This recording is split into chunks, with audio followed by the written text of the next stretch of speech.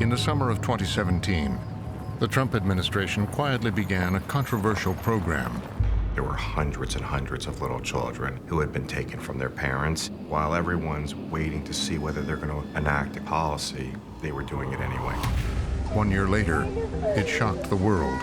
How can you not condemn that? I've seen a lot of terrible things in my 34 years. Well, we have to address the border. Under pressure, the president reversed course. We're going to keep families together, but... Tonight on Frontline, correspondent Martin Smith with an investigation that reaches from Central America to Washington, D.C. The policy decisions through 2 presidencies. There's no pleasing any side. I think on the right, your enforcement is never strong enough, and on the left, you're never being humanitarian enough. And the impact on children and families. There's a very high likelihood a lot of these parents are never going to see their kids again. Tonight, separated. Children at the border.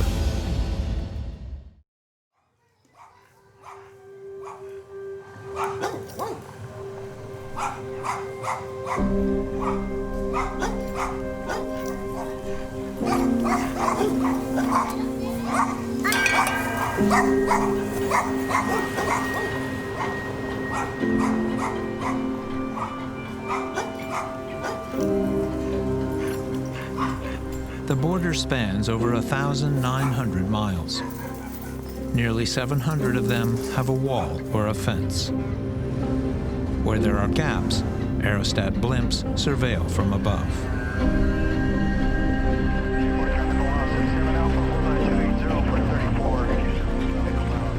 Since 9/11, security is up. The number of Border Patrol agents has doubled to some 20,000. These 2 are probably the guides for a larger group.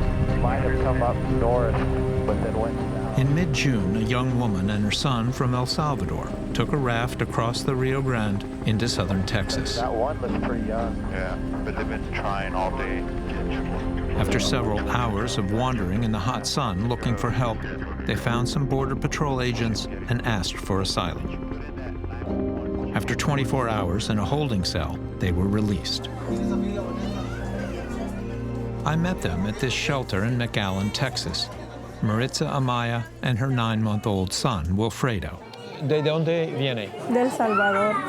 El Salvador. They crossed the border at a time when many families were being separated. So tell us your story about why you came at this time. Pues porque hace 4 años mataron a un hermano mío, los delincuentes, y pues ahora andan buscándome a mí y a mi hijo para matarnos. Nos amenazaban diariamente siempre iban a mi trabajo a buscarme, a decirme de que me iba a pasar lo mismo que mi hermano.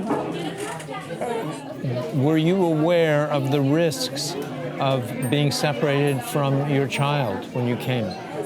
No.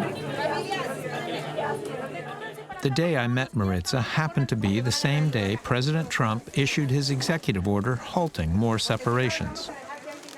Families would be allowed to remain together while their asylum claims were considered. And so what is this? Is it uncomfortable? Sí, mucho, la verdad me duele. In the meantime, Maritza wears an ankle bracelet that allows the government to track her movements. Are you scared now, being here? ¿Tienes miedo ahora? Sí. Pues porque no quiero que me regresen a mi país.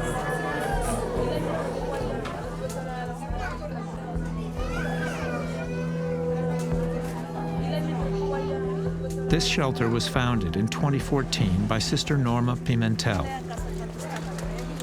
I asked her about the impact of Trump's separation policy on the families she had seen at her shelter. They're concerned, they're worried. Sister, what's happening to the children? They saw other parents' children taken away from them, and they would be praying, please not my child, please God, don't let them take my child. The president says that the people that are coming in can be criminals, they can be very bad people. Is that your experience? I believe that just because you're an immigrant doesn't automatically make you a criminal. Immigrants must be taken care of as immigrants, families who are fleeing violence, who need protection, and we need to understand the reason why they're here. The dilemma is that if you're weak, if you're really, really pathetically weak, the country's going to be overrun with millions of people. And if you're strong, then you don't have any heart. That's a tough dilemma. We're keeping families together, but we have to keep our borders strong. We will be overrun with crime and with people that should not be in our country.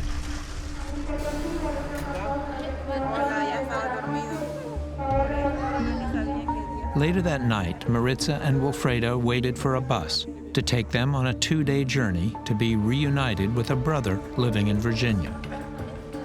On the evening news, the signing of Trump's executive order. This has been going on for 60 years. 60 years, nobody's taken care of it. Nobody's had the political courage to take care of it, but we're going to take care of it. So we're keeping families together. At the same time, it continues to be zero tolerance for people that enter our country illegally. While Maritza and Wilfredo may still be denied asylum, they are still together. Thank you very much. More than 2,000 other families were not.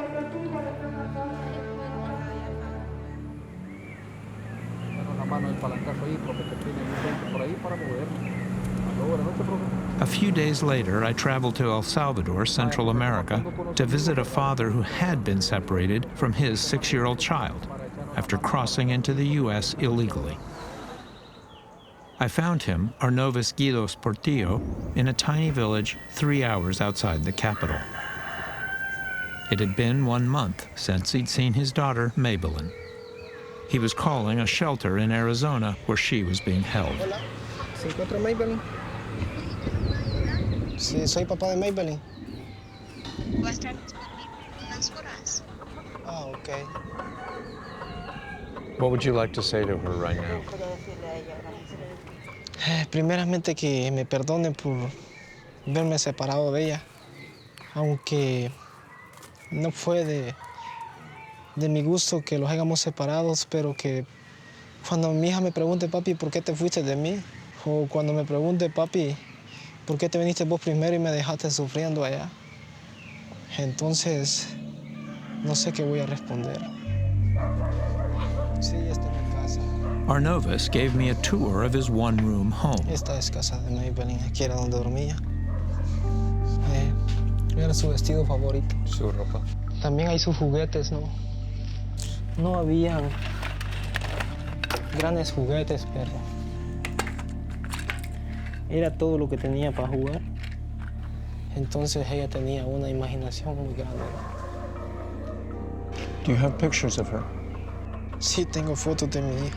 Aquí están las fotos de mi hija.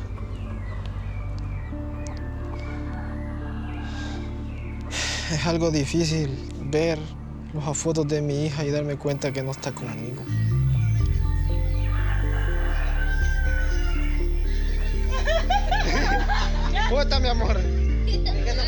Like Maritza, Arnovis and his daughter left fleeing violence. Entonces sabía que ya no podía seguir aquí porque corría peligro mi persona y también mi hija. Arnovis says he got death threats after getting into an argument with the brother of a local gang leader. Fui amenazado nomás porque, solo por un fútbol nomás, por una mala jugada, ¿no? Algo significante, pero de algo significante se hizo la peor pesadilla de mi vida, ¿no?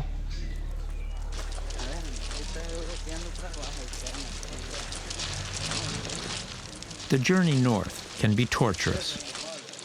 Those from the humblest origins have to navigate many miles on foot. You run the gauntlet of risks to come here. Traveling for migrants is certainly not safe, and you can be subject to horrendous crimes on your journey and be kidnapped and raped, and in certain cases killed. Their first goal is to reach Mexico, and then the beast, a freight train that has carried hundreds of thousands of migrants up to the U.S. border. It's a challenge simply getting on board. Sonia Nazario has ridden the train. Central Americans are crossing Mexico illegally, so they can't get on at the train station. They have to do this as the train is moving.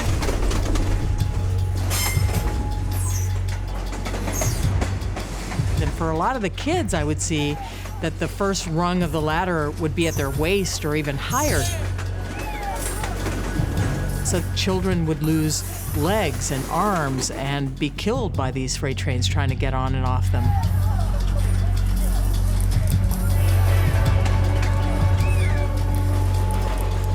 There were beautiful moments on the train where, you know, everyone's singing to try to stay awake, and we would be in a cloud of a million fireflies, these mystical moments. And for a lot of children, it is also an adventure.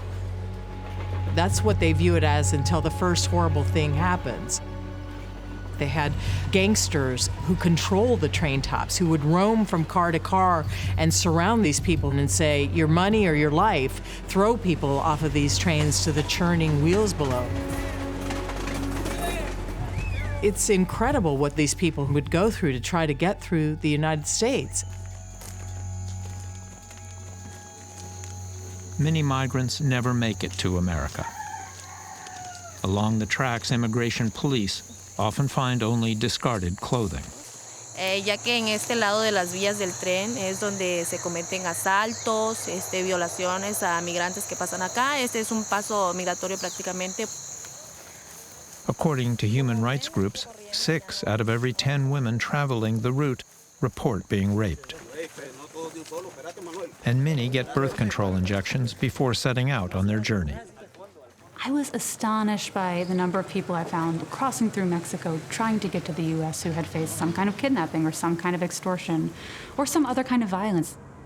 The people who made it here, it self-selects for people who have a tremendous amount of resilience, a tremendous amount of courage, a tremendous amount of just physical strength to get across.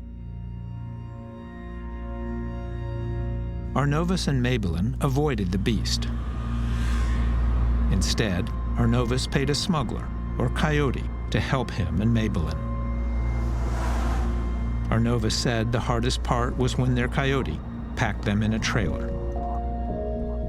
Entonces íbamos muy apretados unos encima de otros, iba sufriendo mucho. Ahí empezó una desesperación porque hay muchos casos que las personas se mueren adentro y todo. He says they spent 52 hours crammed inside the truck with only an apple and a cracker and nowhere to go to the bathroom. When they finally reached the U.S. border, they were elated. It was May 26, 2018.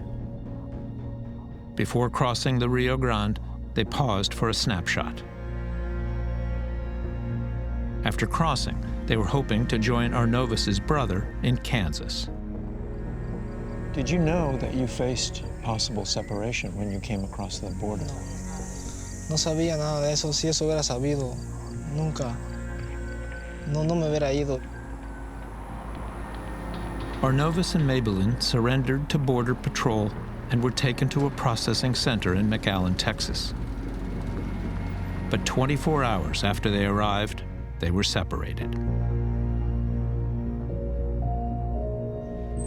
Entonces me dijeron que ella iba a ser llevada a otro lugar y que yo no iba a poder viajar con ella porque en el autobús ya no había un espacio para mí. No sucedió, me doy cuenta que fue una mentira, solo por separarme de ella.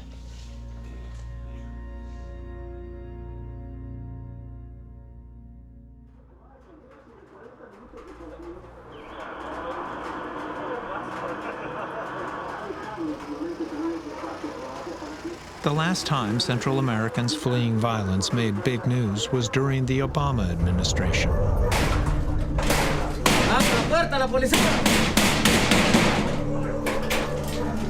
In El Salvador, rival gangs MS-13 and 18th Street were at war with each other and the police.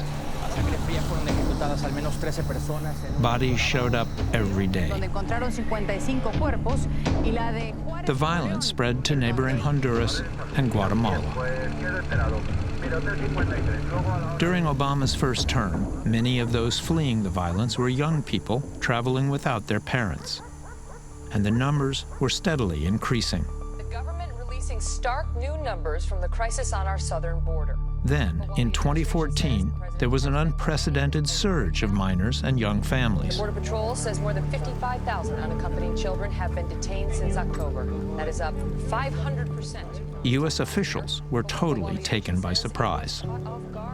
People from Central America, unaccompanied children as well as adults with children, tend to come in the spring, and then so there's a sort of bump in the number of people that comes, that tends to decline in the super hot months. Unaccompanied minors making their way from Central America. 2014 was an exception in that the usual bump that we were expecting, and I say we because I was serving in the administration at the time, was a hockey stick. The number of unaccompanied kids in particular spiked dramatically. El menor de edad que venga sin mamá o sin papá, se van de las manos.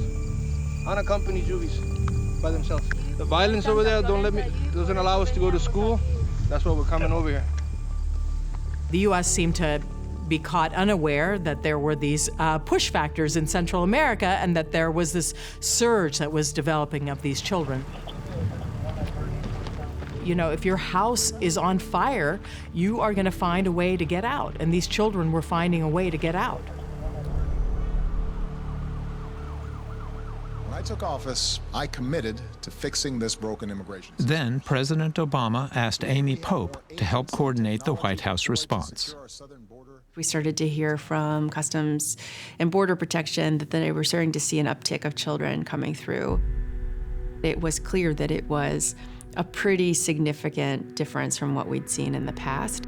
Leaked pictures show hundreds upon hundreds of children packed like sardines. When pictures surfaced in the media, there was a national outcry. That 80% of the children had inadequate food and water. They were very compelling pictures.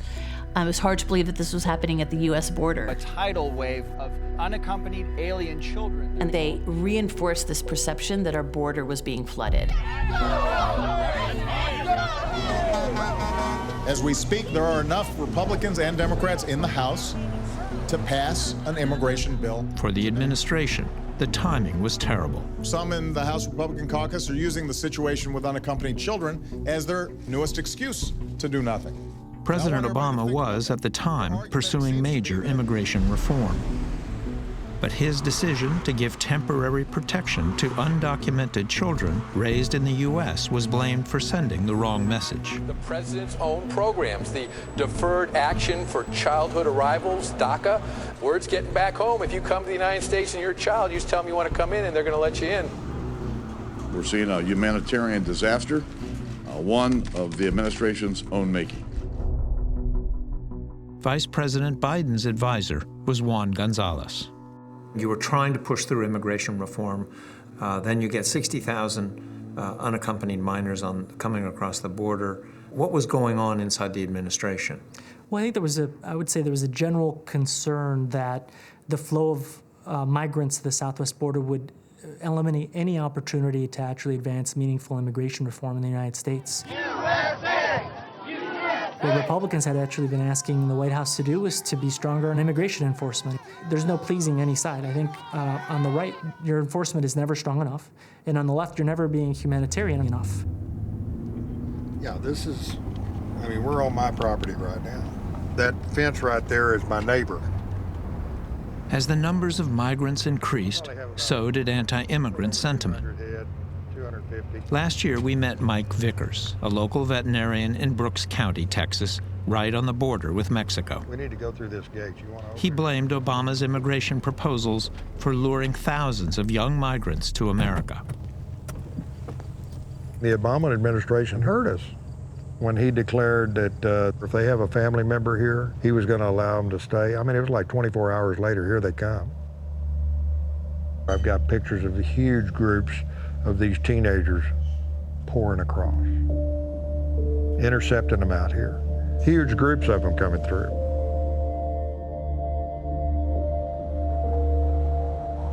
In order to prevent migrants from coming onto his land, Vickers had set up an electric fence. There's 2 wires on the top, one on the inside and one on the outside. It's 220 volts, but it's amped down so it won't kill anybody. So if somebody touches it, it's going to roll their eyes back a little bit. They're going to think twice about trying to climb over the fence. Consequently, they dig under, or they cut holes underneath it. We're constantly plugging up these holes or patching the areas that they cut. Vickers runs a local militia that helps Border Patrol track down undocumented migrants. This guy's another body. We find a lot of these, you know. He shared his laminated pictures of dead migrants found on his ranch. One of the more recent ones. This guy was Migrants who died of dehydration or hypothermia. 7,000 dead migrants have been found along the border since 2000. This girl is right by a crawl hole 50 yards from the front gate you drove in. I'm black and white. I'm not gray. Everybody that has come into this country illegally are going to have to face some consequences. The bottom line is as simple as this. They've broken our laws by coming into our country illegally. Whether they're trying to flee violence, flee in a terrible economic situation, I don't care what their circumstances are. We cannot take care of the whole world. Okay. Pásale para acá. ¿De dónde son? De Honduras. ¿De Honduras? ¿Es tu hijo? Sí, es mi hijo. Okay. Okay. U.S. and international law allows anyone, man, woman, or child fleeing violence to seek Una asylum. denuncia de la DPI de Honduras. Que yo estaba siendo amenazada, me estaban haciendo, sacándole dinero a uno, extorsión. Si no paga lo que le piden, lo matan. Son las razones por qué. Immigration advocates urged President Obama to be more compassionate. ¿Es tu hija? Sí. We're talking about, 60,000 children who were apprehended by Border Patrol. I mean, those kids wouldn't fill a large football stadium in this country. I believe that we can handle that level of compassion. The White House pushed back. The truth is, you can absorb 70,000 kids if it ends at 70,000 kids. The question is that the end of it? The population in Central America is in the millions. We don't have an immigration policy that says if you come here, you get to stay here. It's not clear that if we did have that policy, we would have it for Central Americans and not for other countries around the world. It's not clear that what was happening in Central America is worse than what was happening in Sudan or Syria or anywhere else. We didn't think it was feasible or consistent with what the American public would tolerate to just say, okay, you get here, you're in. Under pressure from Republicans, the administration ordered several tough measures, including more border agents and accelerated deportations.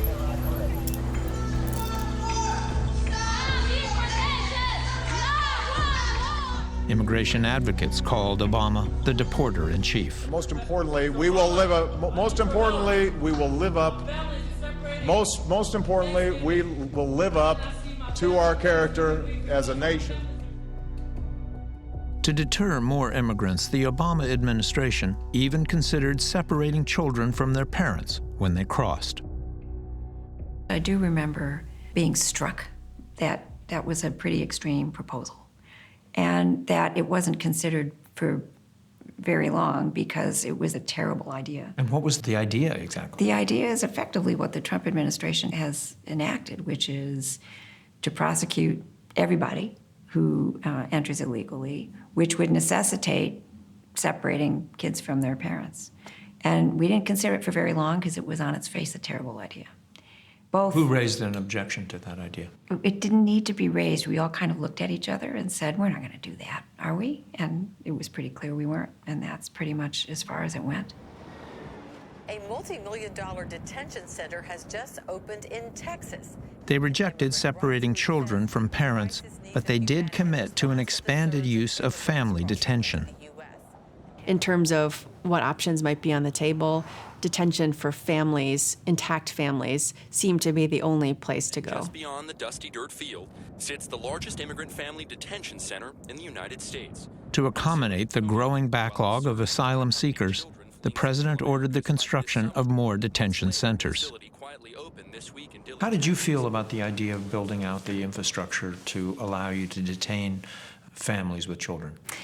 I was not excited about family detention, but at the end of the day, the options available to the government are all pretty terrible. We don't have the robust asylum process that we need for this kind of a situation. Inside family detention, conditions could be harsh. There's nothing family about it. These are vulnerable asylum-seeking mothers and their children asking for help. And in response, our government transferred them to a detention center where some of them suffer needlessly and are ultimately deported. Katie Shepard provided pro bono assistance to families detained in a facility in Dilley, Texas. It looks like a large FEMA camp, high fences all the way around the facility. If you drive up to the detention center in Dilley, from the highway, the center is actually recessed into the ground, so you can't even see the detention center. And at night, all you see are these big lights that really light up the sky. It's a bizarre thing, but it is very much hidden, and Dilley is a tiny little town. It has like 4 gas stations and a few taco stands, and that's it. It's far away from robust legal communities, and that decreases the likelihood that these people are able to get a meaningful day in court. Family detention remained in place for a year. But then Obama ran squarely into something called the Flores settlement.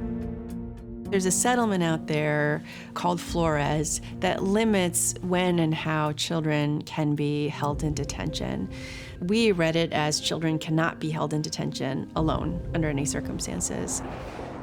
But Flores wasn't clear that it applied to children who were with their parents. But then immigration advocates sued the government, arguing that Flores should apply to any and all children held in detention, with or without their families. They won.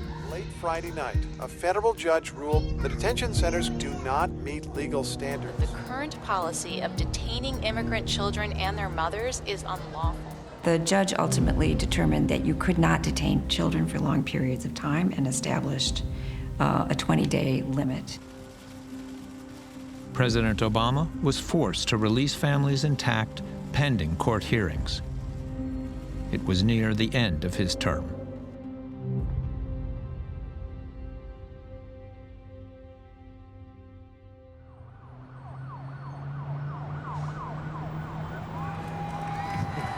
Thank you. That is some group of people, thousands. So nice. Thank you very much. That's really nice. Thank you. On the morning of June 16, 2015, Donald Trump announced his run for the presidency. They're bringing drugs, they're bringing crime, they're rapists, and some, I assume, are good people. He invoked fears of a border out of control. The border is a disaster. People are pouring in, and I mean illegal people, illegal immigrants, and they're pouring in. Trump had struck election gold. Illegal immigrants with criminal records are tonight roaming free to threaten peaceful citizens. He would return to the theme time and time again on the campaign trail. We have some bad hombres here, and we're going to get them out. And as president. And yes, we will build the wall. It will be built.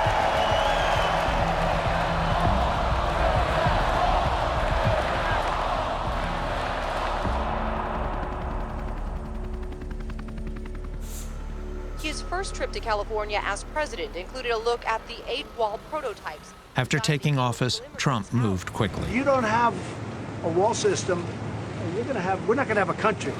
Several deportation arrests in Northern California today. In his first 100 days in office, Immigration and Customs Enforcement, ICE, rounded up 40,000 undocumented immigrants.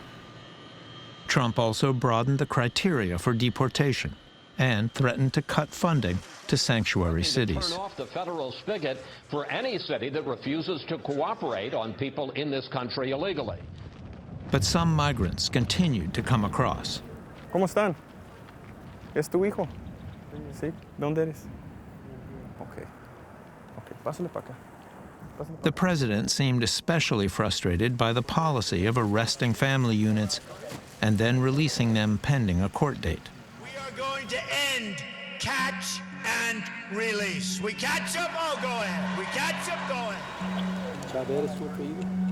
These orders are carried out. They will radically change how immigration is enforced. It orders an end to catch and release. So the Trump administration began considering something far more draconian: separation of parents and children at the border.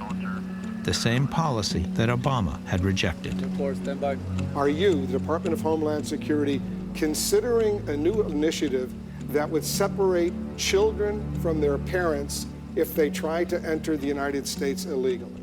Yes, I am considering, in order to deter more movement along this terribly dangerous network, I am considering exactly that. We were very concerned about the consideration of a blanket policy of this nature.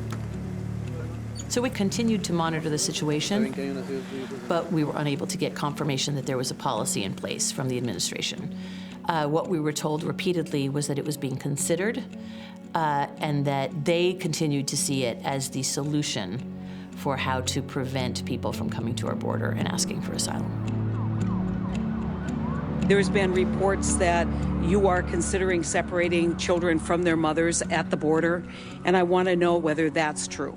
Only if the situation... A month later, at a Senate hearing, Kelly publicly walked back his earlier statement on separations. If the mother is sick or addicted to drugs or whatever, in the same way we would do it here in the United States if we... Yeah, so if you thought the child was endangered, sure. that's Right. the only circumstance to which you would separate. Can't imagine doing it otherwise. Yeah. But 3 months later, they did just that. The Trump administration quietly began a pilot program at the southern border. We soon learned that there were hundreds of little children who had been taken from their parents. And so while everyone's waiting to see whether they're going to enact a quote-unquote policy, they were doing it anyway. That summer, we were in Tijuana, Mexico, and spoke to Esmeralda Rodriguez and her 3 daughters, who had sought refuge at this shelter for women and children. They were planning to ask for asylum by entering the country legally at a checkpoint in San Diego. But they had heard rumors that families were either being turned away at the checkpoint or detained and separated. Le han dicho de que Donald Trump no está dejando pasar, que está quitando los niños a las mamás y así. ¿Y qué vas a hacer si te hacen eso? Pues no sé qué haría en esos momentos. No sabíamos si va a pasar o si nos van a dejar ahí o de verdad nos van a quitar a nuestra mamá. Sí se comprimió la tierra delante de Dios y estaba la tierra llena de violencia. Y miró Dios. The family had fled El Salvador in November 2016. They say they escaped after the oldest, Allison, witnessed a murder. Cuando mataron a mi madrina, cuando nos pusieron las pistolas en la cabeza que nos iban a matar si no nos íbamos del país. ¿Cómo haces para sobrevivir esa memoria? Bueno, mi familia me llevó a un psicólogo para que me pasara.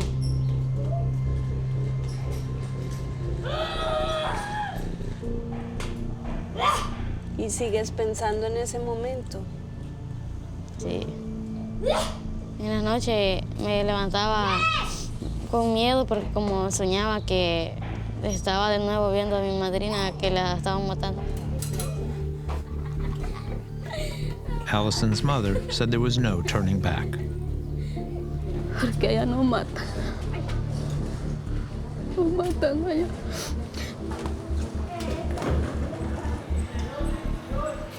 Yo pues tengo que ver que mis hijas estén bien. ¿Y qué son tus planes? Yo quisiera pedir asilo en los Estados Unidos con mis hijos. Que primero Dios me lo van a dar. Yo tengo fe en Dios que me lo van a dar.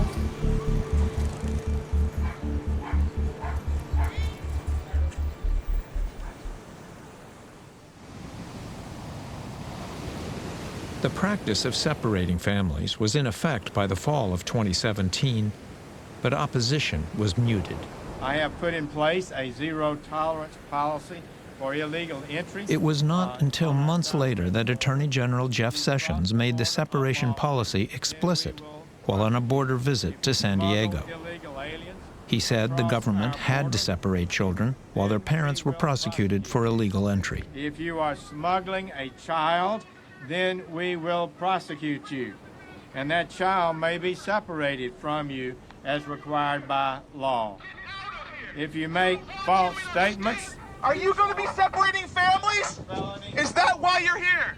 You're going to jail. Behind Sessions was the acting director of ICE, Tom Homan. I was honored to stand next to Jeff Sessions to announce this decision. Surrounded by many American heroes wearing green, with one heckler. That probably doesn't know the first thing about serving this nation. Do you have a heart? Do you have a soul? Get out of here! Why do you work for this administration? In order to carry out these important policies... It's not a new policy. DHS has not changed their policy on separating families. What we're saying is if you cross the country illegally between the ports of entry, you're going to be prosecuted. We've done it before. Now we're just going to do zero tolerance. But we hadn't separated families. We've been separating families for 34 years I've been doing this job. Yes, you've been separating families if there's a threat to the welfare of the child. This is a much broader application of this enforcement. I agree. We do more of it. This decision to enforce the law much more strictly resulted in the separation of somewhere between 2,000 to 3,000 parents from their children. That was new. I agree. The Trump administration argued they were forced to do it because under the Flores settlement, children cannot be held for more than 20 days in an adult detention facility. They said they faced a stark choice. And the choice is binary, to separate the children or instead, within 20 days, to let the parents and the children go free into society with expectation they show up for court. The administration has been creating this false dichotomy, this false choice that the only options are separation or family detention, which they say they couldn't do. The reality is that alternatives to detention exist, specifically designed as humane, affordable, and effective options. Instead of choosing another option, the Trump administration simply separated children and sent them to shelters. The conditions are more than comfortable for these kids while their parents are being prosecuted for illegal entry.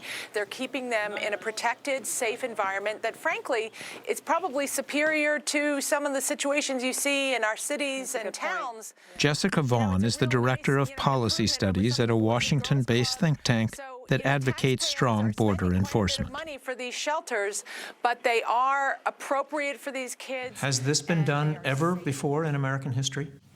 It certainly has been done if it's determined that the parent is a risk to the child. That's different. That's a child welfare issue. That's to protect the child. That's different. Has there ever been a time in American history where parents were separated from their children by the government forcibly?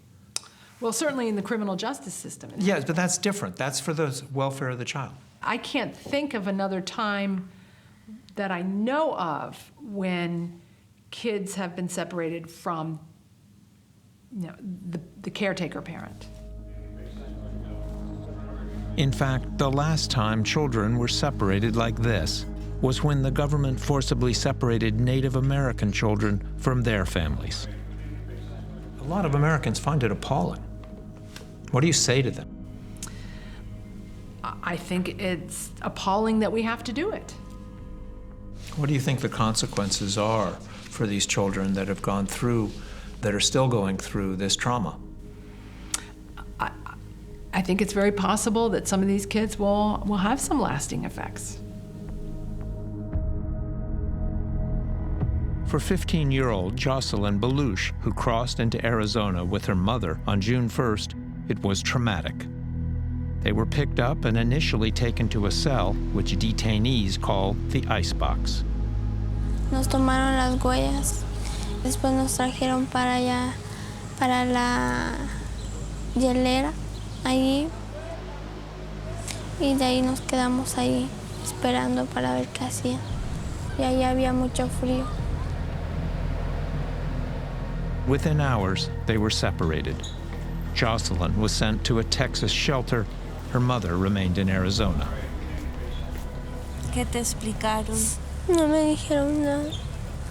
Solo me dijeron que me iban a llevar para un albergue y que nunca jamás iba a volver a ver a mi mamá. Por ello no querían separar de mi mamá, pero me separaron y yo me quedé llorando en esa hielera porque no la podía hablar.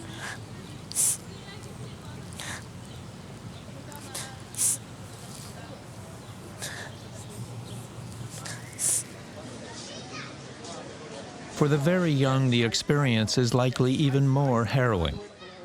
Michelle Brane visited children in detention in June. I observed young children being held in separate cells from their parents, pending processing. In some cases, they were extremely distraught. They had no idea what was going to happen to them. They had not been told. Brane asked to interview some of the children. We were given a list by the government, and we were told that we could choose who we wanted to speak to. Looking through the list of over 500 names, I noticed that there were some very young children there, including a 2-year-old, several 1-year-olds, and one child that was listed as being 0. So I asked to see those children. They left and came back and said that they couldn't find the children. They said to me, well, we called out their name and nobody responded, so we don't know where they are. So I sort of said, well, these are babies. They're babies. They're babies. Obviously, they're not going to respond to their name being called. Perhaps you need to locate the adult who is in charge of them, who's taking care of these babies. And they had no answer for me. They just shook their head and said, I don't know. Growing outrage tonight as thousands of children are split from their parents at the U.S.-Mexico border. The battle over the Trump administration's zero-tolerance policy on immigration is intensifying. If the Statue of Liberty could cry, she would be crying today. As I stand here, there are 2,300 babies and kids who were ripped away from their parents by our government and are in detention facilities across America. Outrage came from both the right and the left. Many of the criticisms raised in recent days are not fair, not logical, and some are contrary to plain law. On June 14, Attorney General Sessions responded to criticism by invoking Scripture. Due to the Apostle Paul and his clear and wise command in Romans 13 to obey the laws of the government because God has ordained the government for his purposes. I'm not aware of the Attorney General's comments or what he would be referencing. Later that day, Sarah Huckabee Sanders backed Sessions up. Say that it is very biblical to enforce the law. That is actually repeated a number of times throughout the Bible. However, this, hold on, Jim, if you'll let me finish. Again, I'm not going to comment on the attorney's specific comments that I haven't seen. That's not what I said, and please don't take my words out of context. Come on, Sarah, you're a parent. Don't you have any empathy for what these people are going through? They have less than Brian, you do. guys, Sarah, come on, settle down. Seriously. It's a serious question. These people have nothing. They come to the border with nothing, and you throw children in cages. You're a parent. You're a parent of young children. Don't you have any empathy for what they go through? Jill, go ahead.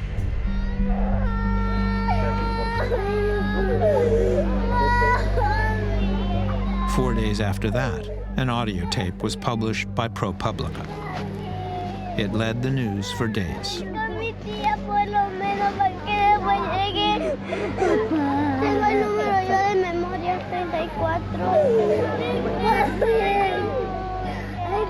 When you heard the tape the ProPublica published of the children wailing, what was your reaction? I didn't hear the tape. Oh, come on. I did not hear the tape. I did not hear the tape. I can't believe that. I've heard many children cry in my 34 years. I don't need to hear children cry. Can I play it for you? Yeah.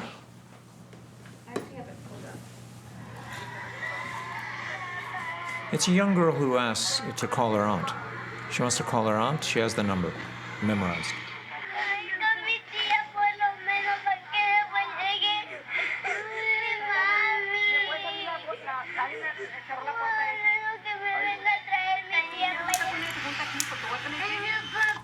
What do you think?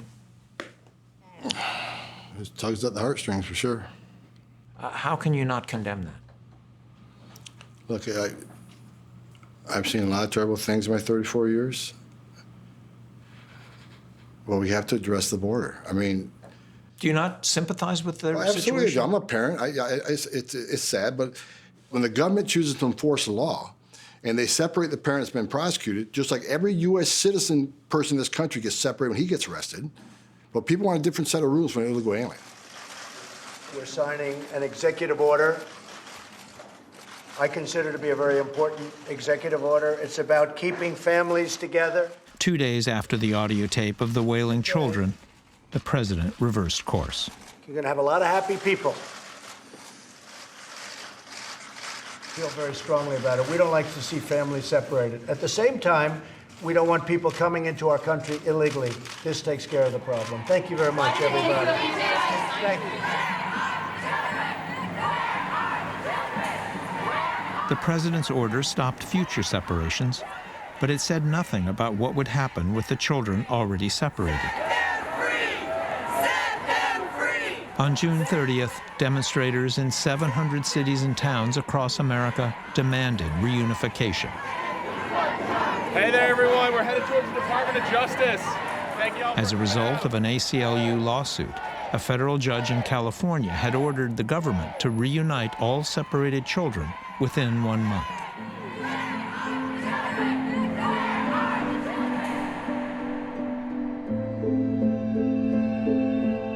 "15-year-old Jocelyn Balouche was released from a children's shelter in Brownsville, Texas on June 30th.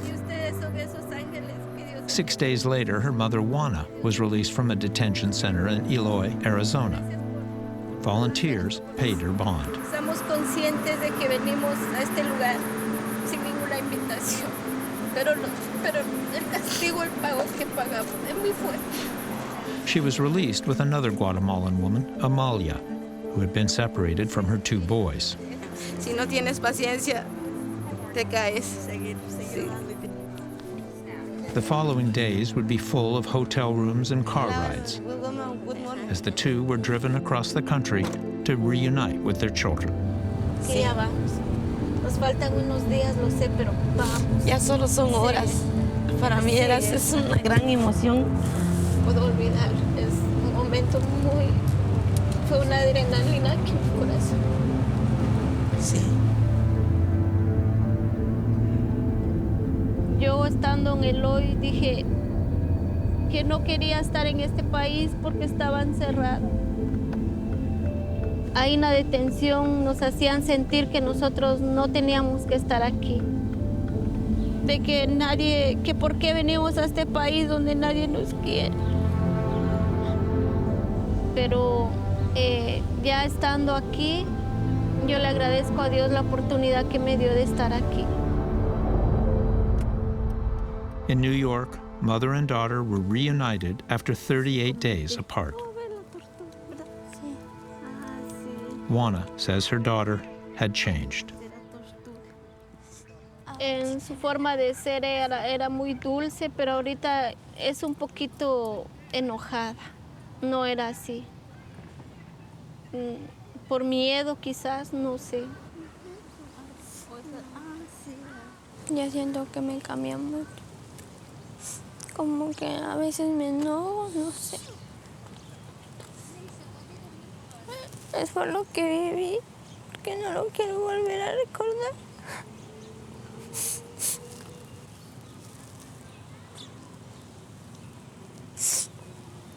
Va a ser todo diferente, ¿viste? Te amo, mamá.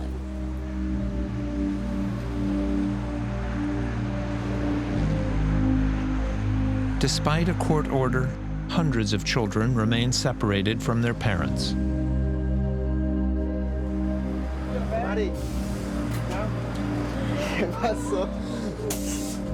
Maritza and Wilfredo, who I saw in the shelter in McAllen, Texas, were met by her brother in Virginia. Maritza now reports to the authorities every 15 days while she waits for her asylum hearing.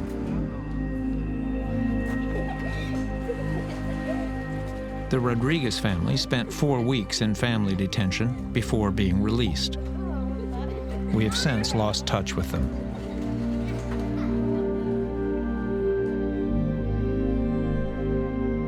Mabel and Guidos was sent back to El Salvador after 33 days in the shelter in Arizona. Her father says she has also changed. Now she is quiet, he says, and cries a lot. Mabel no quería hablar. No, ella cuando uno preguntaba solo se quedaba como retrocediendo en su memoria lo que había vivido, pero no, ella no tenía palabras para decir esto pasó, esto pasó. But the day before we arrived, Mabelin had started to talk about her experiences for the first time. Me llevaron un avión que me dijeron, y mi papá le dije, ya los va a alcanzar en el avión, me dijo. Y cuando yo llegué allá y yo le dije, mi papá ya va a venir, me dijo, y era mentira. ¿Y no te decían dónde estaba tú? ¿No? ¿Y vos les preguntabas? Sí. ¿Y qué te decían? Que no sabía dónde estaba. ¿Te daba miedo? Sí, y me decían que si lloraban que no me iban a hacer caso. 2, 3, 4, 5, 6, 7. Ella como que si no me mira un momento dice, papi, ¿dónde está? Y cuando no estoy empieza a preguntar mi papi, ¿dónde está? Que ella quisiera estar todo el tiempo conmigo. A veces si voy con ella a la escuela, a veces me la traigo porque no quiere quedarse. Ajá, es como que ella siente que el tiempo cerca de mí como que se va a terminar, ¿no? Entonces como que tiene el temor que va a volver a pasar lo que pasó antes.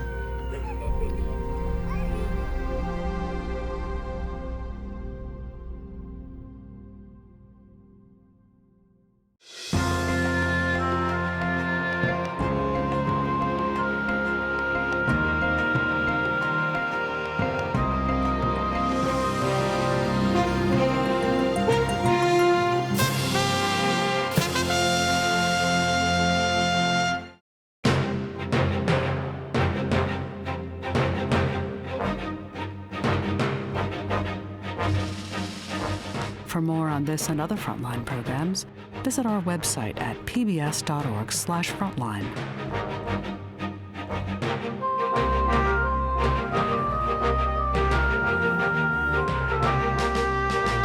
Frontline's Separated: Children at the Border is available on DVD. To order, visit shop.pbs.org or call 1-800-PLAY-PBS. Frontline is also available for download on iTunes.